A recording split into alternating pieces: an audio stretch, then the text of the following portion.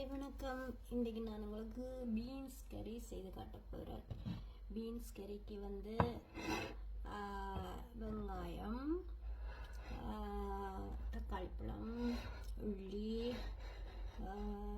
கறிவேப்பிலை, அதோட பீன்ஸ், அதாவது ரெக்கை உள்ள பீன்ஸ் செய்து காட்ட போகிறேன்.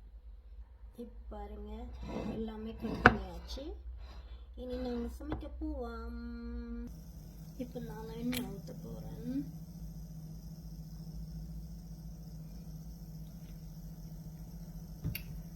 எண்ணெய் கொஞ்சம் சூடாகி கொண்டு வரணும். இப்போ சூடாகிட்டு நினைக்கிறேன். இப்போ நான் கொஞ்சம் கடுகு போடுறேன்.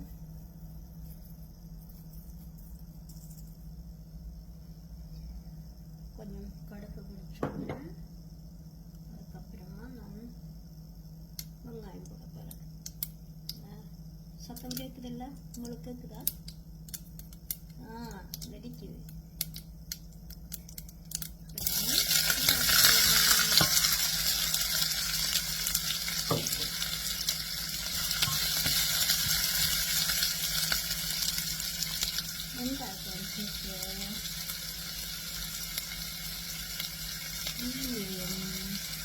கருவேப்பிலையும் போடுறேன்.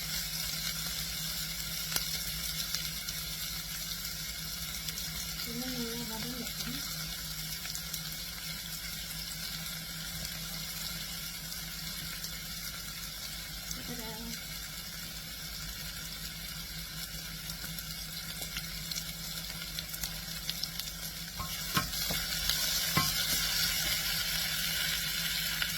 இப்போ கொஞ்சம்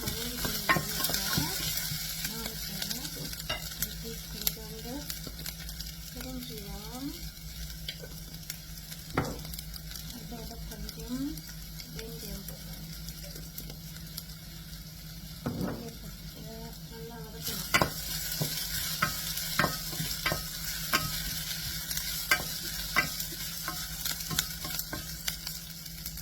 நல்லா வதங்கட்டும் கொஞ்சம். இப்போ நல்லா வதங்கிக்கும் வரைக்கு அதுக்கு தக்காளி போட்டு நல்லா வதக்கணும். இப்போ இதில் நல்லா வதங்கினா இதரையும் போட்டு வதங்கினா அதோட சேர்ந்து மட்டும் டேஸ்ட்டாக இருக்கும். நல்லா வதங்கணும்.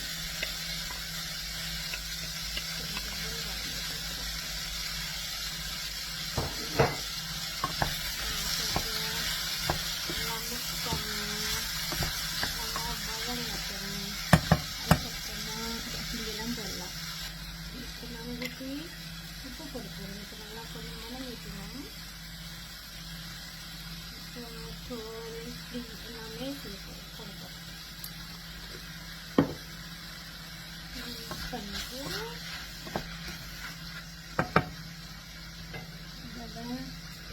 தூள் போடுவேன். நீங்கள் போடுறதுக்கு ஏற்ற மாதிரி போடுங்க. எனக்கு இதெல்லாம் போடும்.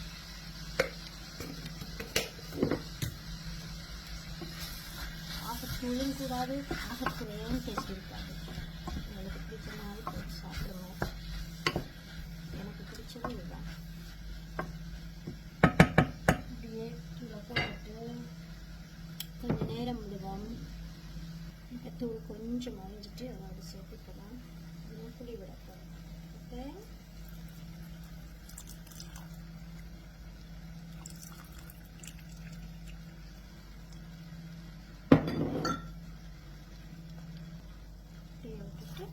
அப்படியே மிக்ஸ் பண்ணிட்டு இதற்கு ஒரு கொஞ்சம் தண்ணி அதுக்குள்ளேயே அவியும். கொஞ்சம் தண்ணி போதும். கணக்க விட்டீங்கன்னா இப்போ நல்லா அவிஞ்சு இறுக்கி வரைக்கும் பிறகு நாங்கள் மில்க் விடணும். ஓகே, நான் கொஞ்சம் மூடி விட்டேன் நான் அவியறதுக்காக. இப்போ நல்லா அவிந்து விட்டார், இன்னும் அவிந்து விட்டார். ஸோ இப்போ நான் இங்கே வர எங்களோட தேங்காய் பால் நான் அதைதான் அதையும் விட்டு நல்லா மிக்ஸ் பண்ணிட்டு